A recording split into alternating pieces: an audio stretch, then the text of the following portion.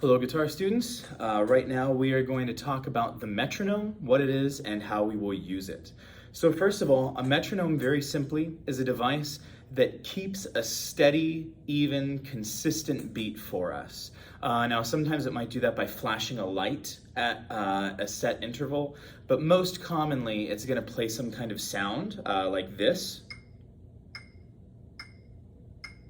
Talk about that in a moment.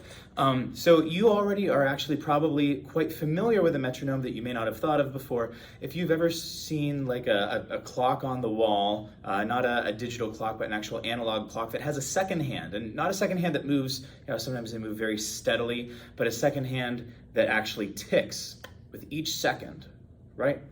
That's actually a metronome. It's keeping a consistent beat. It's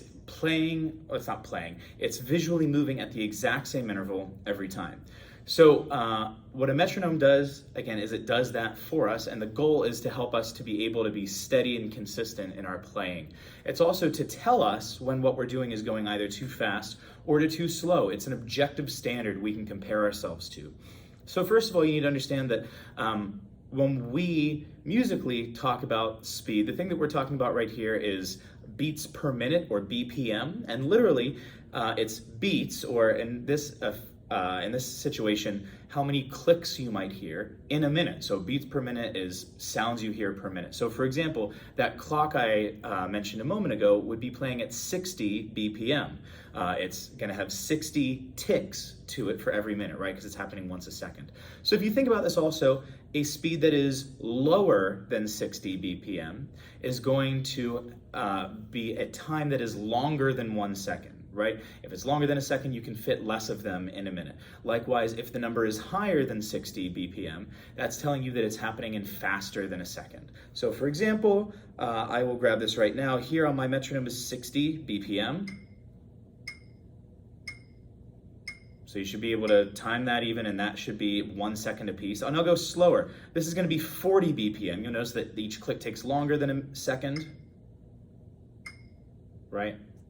And now let's go up, let's go to 80 BPM. So this will be faster than a second.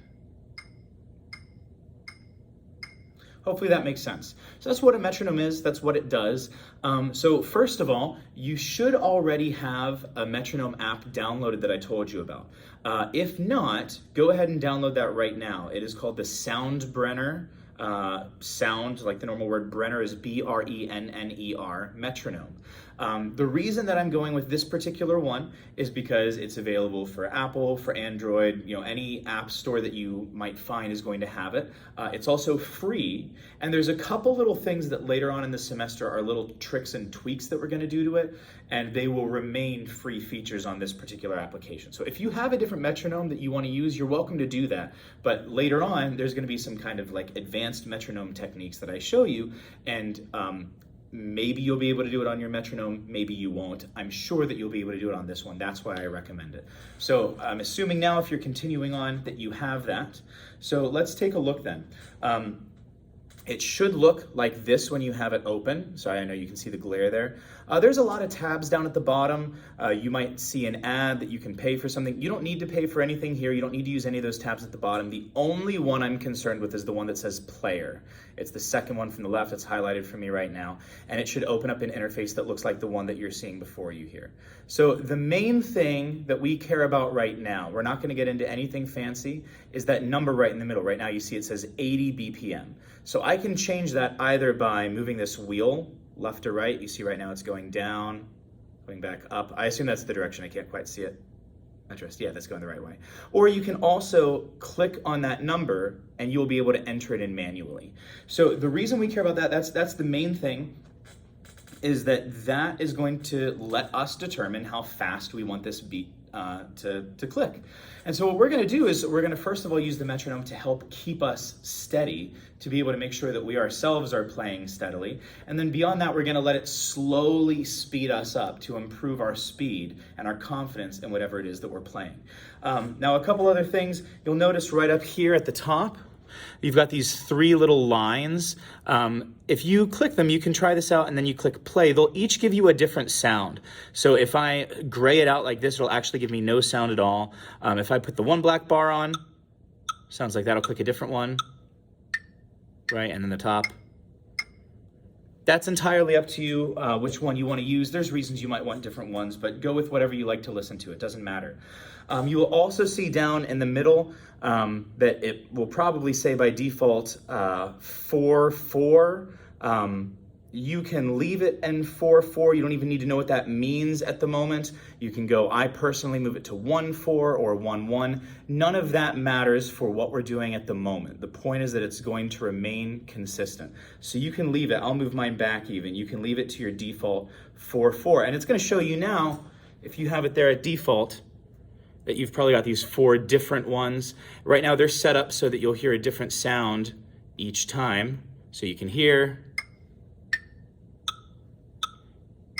So you can have each one of those. I don't personally like or need to have all of those different ones. I just want one consistent beat, and that's why I change it here. If you want to click on that 4/4, I'll move that first number to 1/1/4. I get rid of that, and you'll notice I go back to just having one set of dots up here. Again, you don't need to worry about messing with any of these at the moment. You can if you want. I set mine to 1/4 if you want yours to look just like mine. But all I'm going to do right now, I'll click the play button. It's going to visually and audibly keep that consistent beat, 80 beats per minute. So if I let this run for a minute, it would be 80 times. I can also, if I don't know what number I'm looking for, but I generally can feel the speed, I can tap the tempo like this. I can tap the speed, and you'll see that number change in real time. And so it's saying, hey, you were tapping at 153 beats per minute. So if you are, say, listening to a song and you want to know how fast it goes, you can tap along as you listen to it, and it should pick up that speed. So hopefully that makes sense. Now, the main goal that we're doing here is just using it to keep us even. And so one thing that I would do with this, I'm going to do this first just with clapping, which is a relatively simple exercise. It's just clapping. I don't know if you're going to be able to hear that across here. So what I'm going to do, I'm going to hold this up so you can visually see when the ticker is going off. And I'm just going to slap my leg. You can slap your leg if you want. You can clap your hands. But the first thing, if you are not already used to it, if you've used a metronome before, you might be comfortable with this. If you've never used a metronome before, it is a different feeling to be listening to something and then also responding to it with a physical thing that you're doing, whether it's strumming a chord or whether it's clapping along with it, whatever it is. It can be slightly harder than you would think. And so honestly, as simple as this might seem, the first exercise I would recommend that you do is literally just let it run.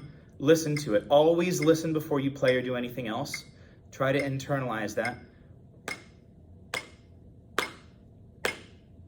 And just clap right along with it. You want one clap every time there's a tick, making sure that you can do that. You might find yourself speeding up. You might find yourself slowing down. Just make sure that you are both listening and outputting something at the same time. If you want to, you can go ahead and do that. You can strum one of your chords right along with it. For right now, that's all you need to know about a metronome. You'll see how we use it in other videos. That's all. Bye.